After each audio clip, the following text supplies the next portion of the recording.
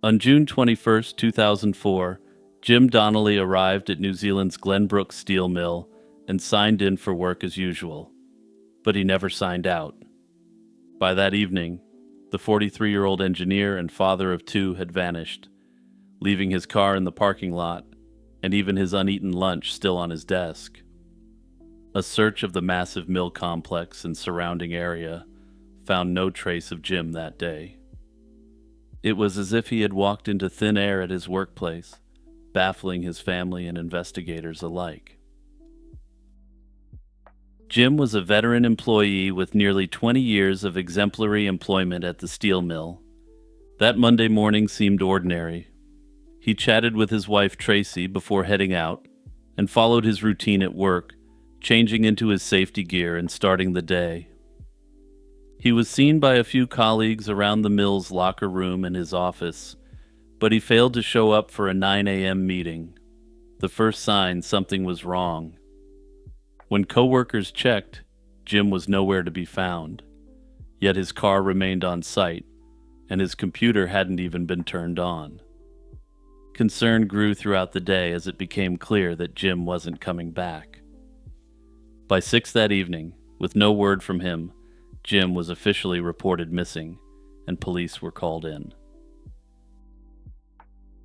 In the days before he disappeared, Jim exhibited uncharacteristic anxiety and secrecy. The weekend prior, he acted oddly, and on Saturday, June 19th, he abruptly backed out of a planned night out with Tracy, claiming he had an urgent meeting he wouldn't explain. He even rented a suit for this mysterious Saturday night errand.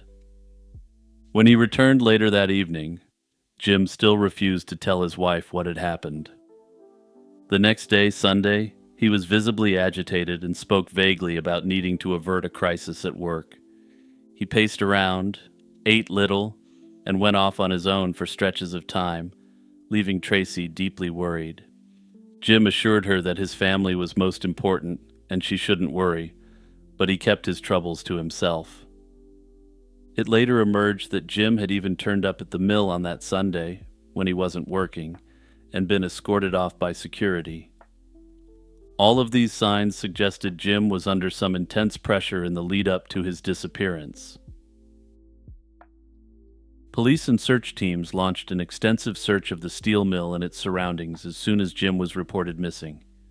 They scoured the buildings, catwalks, pits, and storage vats on site, and then expanded into the surrounding fields, beaches, and bushland, but initially found nothing. At first, officers considered the possibility of a workplace accident or that Jim had wandered off in a confused state given his strange behavior.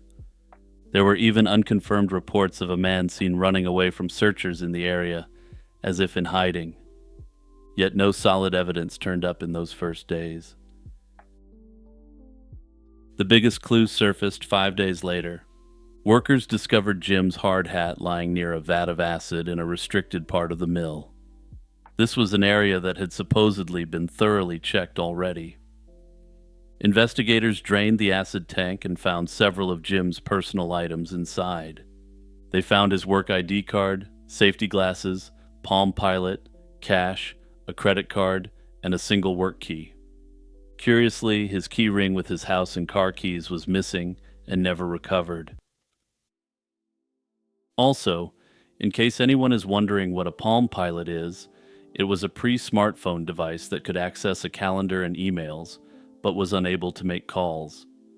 I had to look that up, but apparently these things were all the rage in the 90s, and everyone who worked in the corporate world was hooked on them. No human remains were in the vat, and the acid was too weak to have destroyed a body anyway. To police, it seemed likely someone had placed those belongings in the acid vat deliberately to mislead the search. Another incident raised suspicions.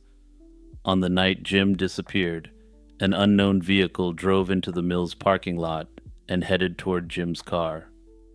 It then abruptly turned and fled when the driver saw police on site. Investigators believe that person intended to move Jim's vehicle to make it appear he left the mill, but the quick police response stopped that plan. These eerie clues, the staged placement of items, and the mysterious car pointed away from a simple accident or voluntary departure. However, with no sign of Jim himself, investigators were left with more questions than answers. Investigators examined four main scenarios for Jim Donnelly's fate. Perhaps Jim suffered a fatal mishap at the mill and his body was missed. Yet despite exhaustive searches, including draining other tanks, no trace of his actual body was ever found. The idea of a voluntary disappearance has also been investigated, but this theory has little support. Jim left behind his wallet, vehicle, and all personal effects, and his bank accounts showed no secret withdrawals. He had no financial or personal problems that would drive him to flee, and reports suggest he was living a very comfortable middle-class lifestyle. Simply put, it's hard to imagine him abandoning his family and his entire life without a word. Many, including Tracy, Jim's wife, suspect he met with foul play. Perhaps he saw or learned something at work that made him a target. His odd behavior suggests he was worried about a serious issue, and the staged clues and missing keys hint that someone else was involved. Tracy was also frustrated that police interviews with mill staff were limited and that the company refused to let a private investigator on site. Unfortunately, without any concrete evidence or a body, this theory remains unproven. In 2007, a coroner concluded that Jim was presumed dead, but that the cause of his disappearance remained unexplained. For Tracy and their children, the lack of closure has been devastating. The case remains open, and investigators periodically revisit it with fresh eyes and new technology. However, despite their efforts so far, there's been no breaks in the case, and the disappearance of Jim Donnelly remains a haunting, unsolved mystery. On a warm summer night on July 1st, 1989, 30-year-old Barbara Miller left a friend's wedding celebration in central Pennsylvania and never returned. Friends last saw Barbara around 8, as she placed flowers from the wedding into her car, saying she'd meet them later at a bar. She was supposed to go home, change, and rejoin the festivities, but she never showed up. As the July 4th weekend passed with no word, worry turned to alarm. Barbara's ex-boyfriend, former Sunbury police detective Mike Egan, finally reported her missing on July 5th, 1989. By then, several days had been lost, and that delay, combined with the suspicious circumstances, quickly cast a shadow of doubt over Egan. But this isn't your typical disappearance case, because it turns out that Barbara was also working as a police informant as well, but I'll get to that in a moment. Barbara's relationship with Mike Egan was volatile and, in her eyes, increasingly dangerous. In the weeks before she disappeared, she told friends she believed Egan might harm her in some way. Notably, while they were broken up, they were still living together at the time she disappeared. Some reports say that he would stalk her. In essence, he would follow her around while she was out during the day and keep tabs on her at all times. Her fear of her ex-partner was palpable, and her warnings now seem eerily prophetic. Mike Egan himself was a former police officer who would eventually go on to serve time in prison for an extortion-related crime. From the moment Barbara went missing, Egan was treated as the prime suspect. Barbara had filed complaints about his behavior towards her and told friends she feared for her life because of him. Mike's explanation for Barbara's disappearance did little to satisfy investigators. He claimed the last he saw of Barbara was her leaving in the early hours of July 1st, with two unidentified men heading to a motorcycle rally. Barbara's son later recalled that the next morning Mike was driving Barbara's car, and its tires were covered in mud or clay, as if from fresh concrete. Notably, however, Mike claims that he always owned this car, and that he had just let her use it, so it wasn't unusual that he was driving the vehicle. That strange detail about mud or clay took on potentially chilling significance when considering how Barbara's body might have been hidden. Despite these red flags, early police searches found no trace of Barbara. Authorities scoured various locations, even searching old mines and a pond, but came up empty. With leads exhausted, the case gradually went cold. Believing she had likely been slain, a judge formally declared Barbara Miller dead in 2002. For over 2 decades, her fate remained a stubborn mystery, while her family waited in vain for answers. After 27 years of silence, a fresh investigation breathed new life into the case. In 2016, Sunbury's new police chief, Tim Miller, reopened Barbara's cold case following community pleas and a review of old case files. One promising lead pointed to a duplex in Milton, Pennsylvania, a home that had been rented by Egan's sister, Kathy Reitenbach, at the time Barbara disappeared. Acting on this tip, investigators obtained a warrant, and in June 2017 began excavating the basement of that house in search of hidden evidence. What they uncovered was startling. The basement had an oddly thick concrete floor and wall section that looked out of place, as if built to conceal something. Cadaver dogs brought to the scene alerted to the scent of human remains behind that wall. Investigators removed the slab of concrete and sent it for forensic analysis. Inside the chunks of cement, they found wood chips, a gruesome hint that a wood chipper might have been used to destroy a body before encasing it in concrete. What were believed to potentially be bone fragments were discovered mixed in with the concrete debris, and officials believed these remains could belong to Barbara. Now I feel the need to stress here that these were just potential bone fragments, because there's some chatter online claiming they were confirmed as bone fragments at the time. These potential bone fragments were sent to a lab for further investigation in 2017, and as of yet, there's no news about what was found. Given the passage of time, this likely means that this lead didn't turn up anything, or the so-called bone fragments weren't what investigators hoped they were. 2 main theories have emerged to explain Barbara's fate. The first theory centers around Mike Egan and suggests that he may have been involved in her slaying. Investigators suspect Barbara may have been slain during a late-night argument on June 30th, 1989, with her remains concealed inside the concrete wall of his sister's basement. Notably, this allegation is speculative, and given the lack of proof of any human remains being found in the wall, it appears not to be likely at all. Egan himself has consistently maintained his innocence, contending that police are off base in targeting him. The second theory, and the one that many believe is much more likely, is that Barbara was silenced by people involved in the drug trade. Barbara was a police informant and she had knowledge of a local drug-related slaying and was warned to keep quiet. It's possible someone in that criminal circle decided to eliminate her out of fear she would talk. She had even let the cops know that she was being threatened for what she knew in the weeks prior to her disappearance. Notably, in one account, a separate police informant claimed that a gang enforcer referenced that Barbara had been encased in concrete. That said, this is hearsay evidence which may have been referencing a local rumor that was circulating about.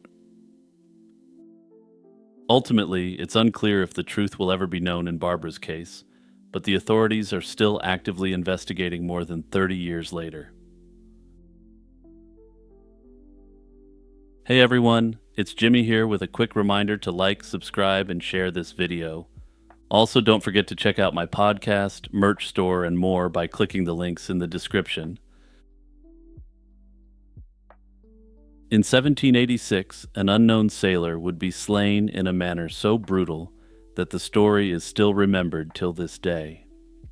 Our story begins on September 24th in that same year at the Red Lion Inn in the village of Thursley in England. An unknown sailor, whose name has been lost to history, was returning to duty, heading on foot back to his ship docked at Portsmouth. Inside the cozy tavern, he met three sailors, James Marshall, Michael Casey, and Edward Lonegone. By all accounts, these men seemed friendly enough.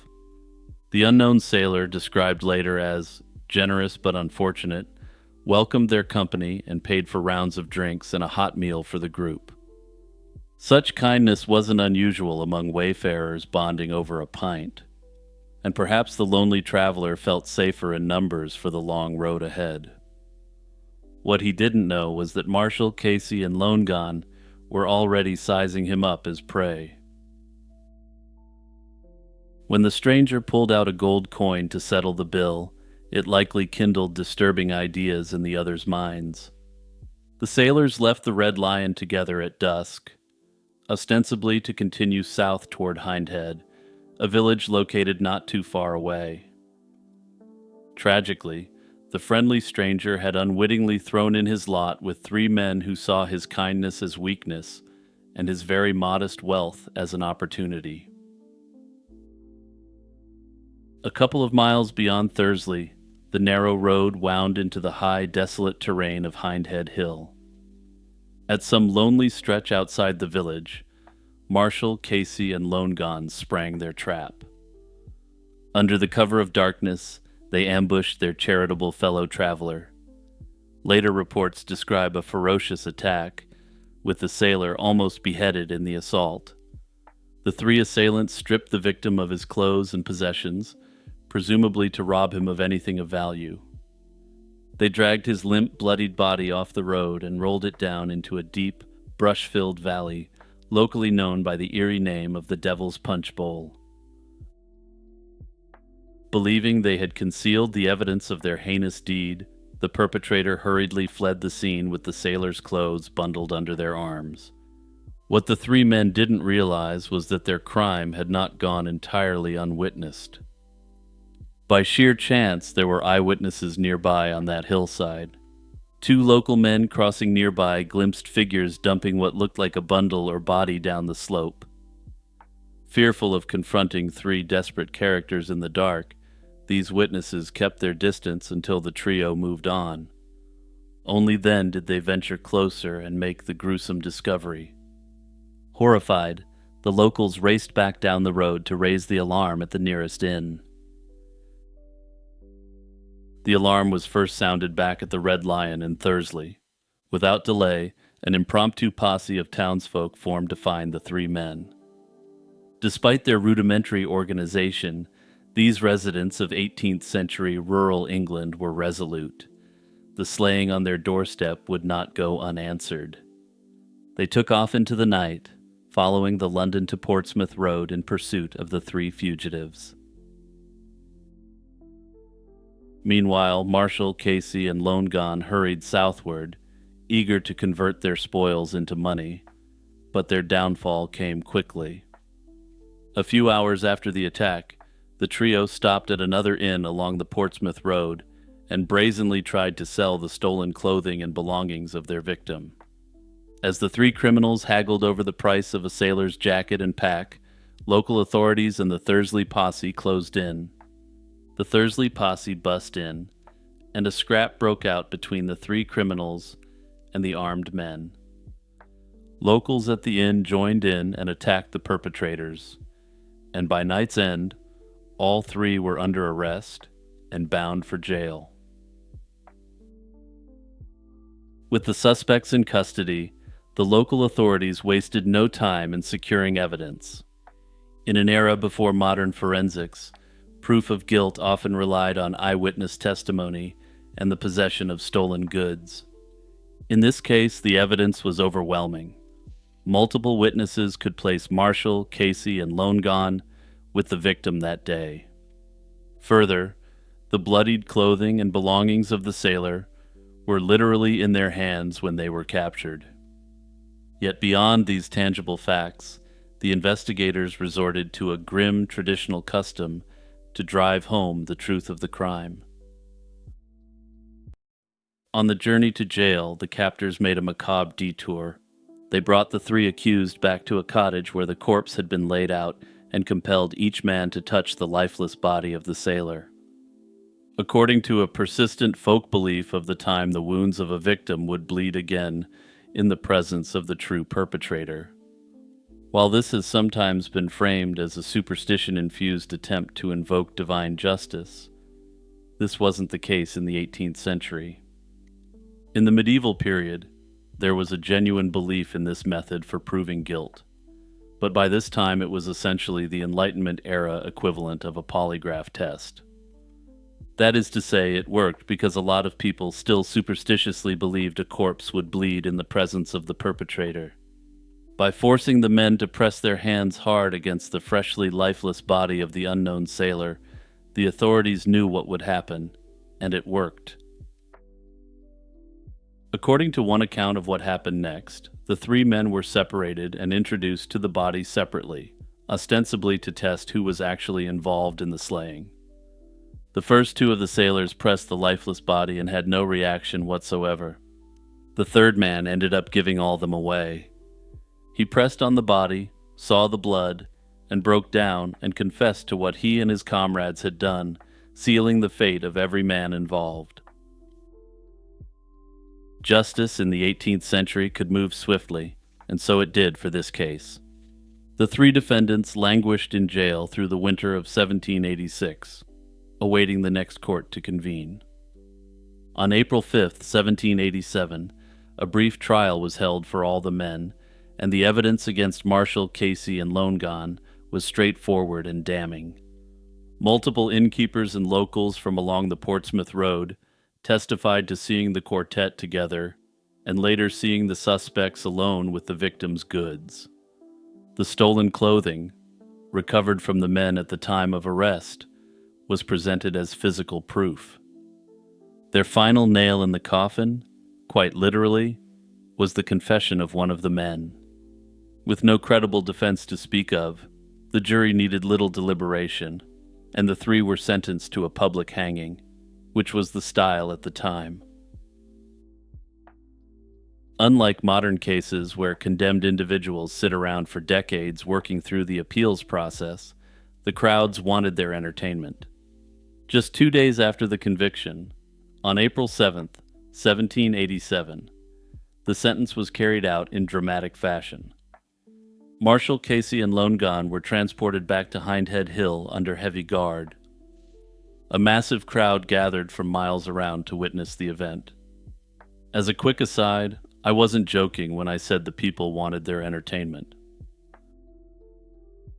Public hangings in the 18th century often attracted large crowds and had a carnival-like atmosphere, and it wasn't uncommon for vendors to sell food, drink, and trinkets at the event. Officially, in England, they were public spectacles meant to deter crime, and people would arrive early to get good viewing spots, especially for high-profile cases. If the case was high-profile enough, viewers could even get overpriced pamphlets describing the crimes committed as a dark memento of the event.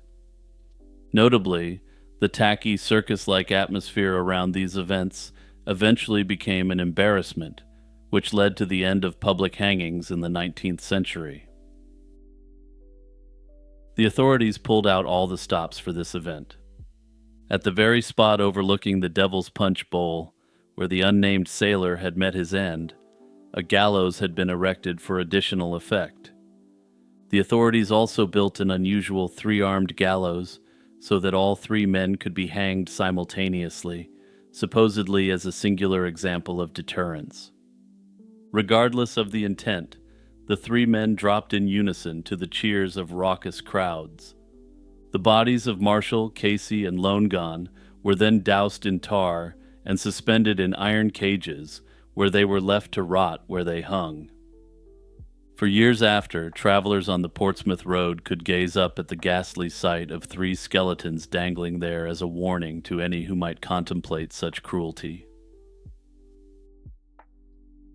While the perpetrators met a disgraceful end, the unknown sailor was treated with honor and compassion by the community he had briefly touched. Villagers recovered his remains and prepared a proper burial. Though no kin came forward to lay claim, the people of Thursley adopted the sailor as their own in death. They interred him in St. Michael's churchyard with all the rites befitting a local friend and compatriot. Then, in a remarkable gesture of collective empathy, locals took up a collection to erect a gravestone over the sailor's grave. That headstone, which still stands today, is a poignant and elaborate memorial. At its top is etched a depiction of the attack itself, 3 assailants attacking their victim, and below is an inscription written in verse. The epitaph tells the story of the unknown sailor who offered kindness and received only villainy in return. From the very beginning, the mystery of the victim's identity has loomed over this tale. The unknown sailor went to his grave without a name, but that hasn't stopped generations from wondering who he really was. Witnesses described him as being a younger man in his late 20s up to his mid-30s. He spoke of heading to Portsmouth to rejoin his ship, which implies he was on shore leave or had been visiting family or had business in London. These hints suggest he was potentially simply a serviceman returning to duty. For 2 centuries, there were effectively no clues that were publicly known until historian Peter Morey dug into family lore and newspaper archives.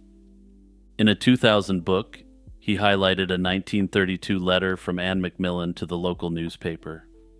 She claimed the victim was her great-uncle, brother to Samuel Hardman of the 10th Light Dragoons. She recalled he came from a prosperous Lambeth family and left an unclaimed inheritance. Notably, the name of this uncle wasn't noted in the letter, but this allowed the web to be unraveled slightly. Morey then confirmed Samuel Hardman's existence in Lambeth and uncovered an Edward Hardman born there in 1752, who was Samuel's brother. Given that Edward would have been in his mid-30s, if Anne's letter was accurate, this would make him a strong candidate for the unknown sailor. Though no naval records explicitly name Edward, this theory offers the most convincing identity yet. Interestingly, we have a preserved gravesite for the unknown sailor, and given that we know the family he's supposedly connected to, this case could actually be solved. DNA analysis could either prove or disprove if the unknown sailor is related to this family. Further, it's possible that even if this doesn't work, genetic genealogy could be used to get a better sense of who he was. Notably, while England has stricter laws about this sort of thing, it's almost certain that someone from this man's family immigrated to America or Canada in the meantime. If so, their genetic information may be used to provide a clue as to who the unknown sailor is. From there, it would be possible to go through Royal Navy archives and determine if a potentially connected sailor failed to report back for duty. That said, of course, this is working under the assumption that there's a surviving muster roll, but it's a distinct possibility. On a moonless night with the sea like glass, a lone sailor suddenly sees a colossal black humanoid shape rising from the depths.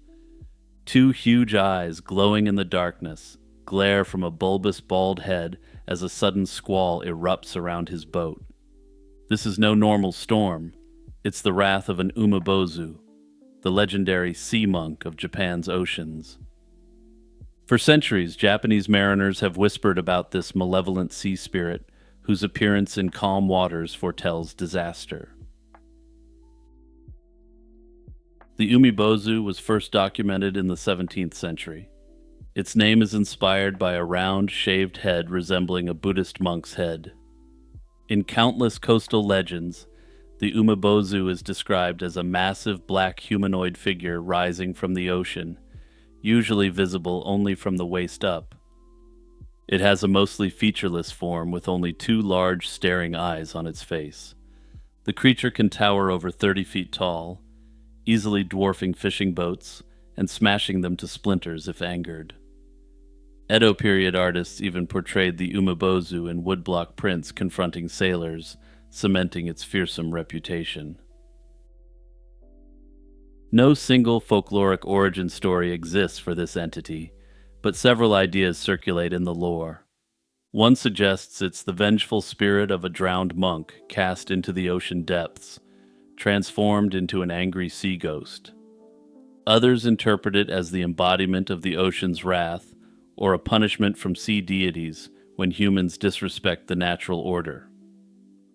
Other tales were more localized, and by the 1800s, nearly every Japanese fishing community had its own umebozu origin tale that reflected local realities. Stories of umebozu encounters are invariably ominous. The creature typically appears on eerily calm nights, its sudden emergence causing winds to howl and waves to crash out of nowhere. Fishermen would find a gigantic black head looming over their vessel before chaos strikes. In many accounts, the umebozu demands a barrel from the crew, a request that heralds doom. If given a container, the monster uses it to hurl seawater into the boat, flooding the hull until the ship capsizes. Legends say the only hope for survival is to hand over a bottomless barrel. Unable to scoop water with a barrel that has no bottom, the confused umebozu can be stalled, buying sailors time to escape while it struggles with the useless container. This trick appears in many folktales as the sole way to outsmart the otherwise invincible creature. Over time, many explanations have been proposed for what the umebozu really is. Some folklorists interpret the umebozu as a cautionary myth. It personifies the sea's anger and divine retribution, teaching sailors to respect the elements and follow maritime traditions, or else the ocean will take revenge. In this view, the legend served as a supernatural reminder to keep seafarers humble and vigilant. There are plausible natural phenomena behind these stories. Sudden rogue waves can strike on calm seas without warning, much like an umebozu attack. Notably, rogue waves themselves were once thought to be sailors' tales until modern evidence proved they exist. And when I say modern evidence here, I really do mean virtually contemporary evidence. Rogue waves were proven to exist in 1995. The ocean's depths hide large animals that, seen partially, might inspire monster legends. Giant squids or octopuses breaking the surface could be perceived as huge tentacled forms, and surfacing whales or enormous jellyfish might look like a black mass in the waves. Even in recent decades, fishermen have often described massive unknown creatures at sea, further fueling the umebozu legend. Under this theory, perhaps the umebozu could actually be an as yet undiscovered creature lurking the depths off the coast of Japan. Of course, none of this explains the supernatural element of the claim, or why a real sea creature would be asking for a barrel like it's handing out a quest in a video game. Of course, perhaps the umebozu just springs from the imagination of sailors under stress. It could be an ancient legend that gives a name and shape to the dread one feels when confronting the vast, dark ocean. On a tranquil summer day in 1991, beneath the elegant arches of England's Ouse Valley Viaduct, a chilling discovery shattered the peace. A young man's body was found hanging from a tree on a railway embankment just south of the viaduct, near the village of Balcombe in West Sussex.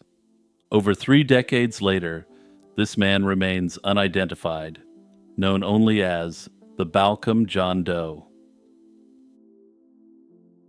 The John Doe was a young white male, estimated between 20 and 25 years old, about 5 feet 10 inches tall with dark brown curly hair and brown eyes. There were no signs of foul play, and the cops later noted that nothing suspicious was evident in his death. Yet the absence of identification and the mystery of his presence in that location turned this into an enduring investigation rather than a closed case. The young man carried no ID, no letters, and no obvious clues to his name or origin. He was ultimately laid to rest in a local churchyard, buried at St. Peter's Church in Ardingly, West Sussex, not far from where he perished.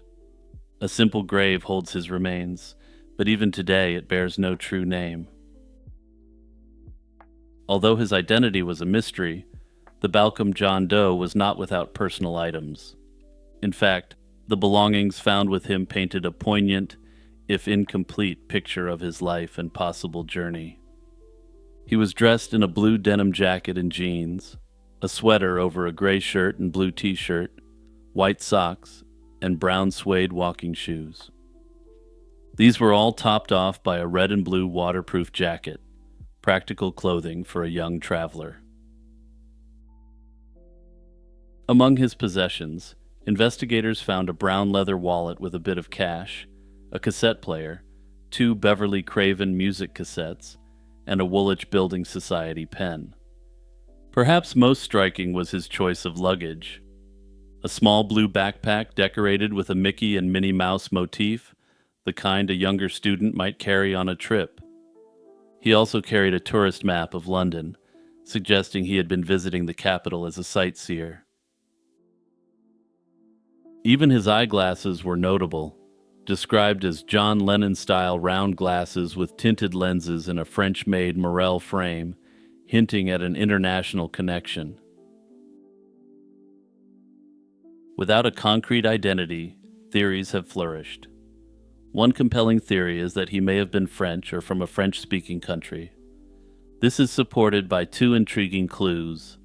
First, forensic examiners noted the style of his dental work appeared French or continental, differing from typical British dentistry. Second, a witness from around that time recalled that the young man spoke fluent French in conversation. He had the look of a traveler, and the items he carried, especially the tourist map, suggest he might have been visiting from abroad. Perhaps he was a student or backpacker touring England, passing through London and making his way south. Notably, Balcom isn't far from London's Gatwick Airport, a likely entry point for foreign visitors, which lends weight to the idea that he wasn't local. Others have speculated that he could have been from elsewhere in Europe or even Canada, essentially any background that would explain fluent French and no UK records. Unfortunately, the story of the Balcom John Doe hasn't received much attention at all, which may be why his case hasn't been solved. The story of his disappearance may be very well known, and it may simply be that no one has yet put 2 and 2 together. For now, however, we only know one half of his story, with the other portion of his story likely out there somewhere on the internet or in a police file, just waiting to be linked up.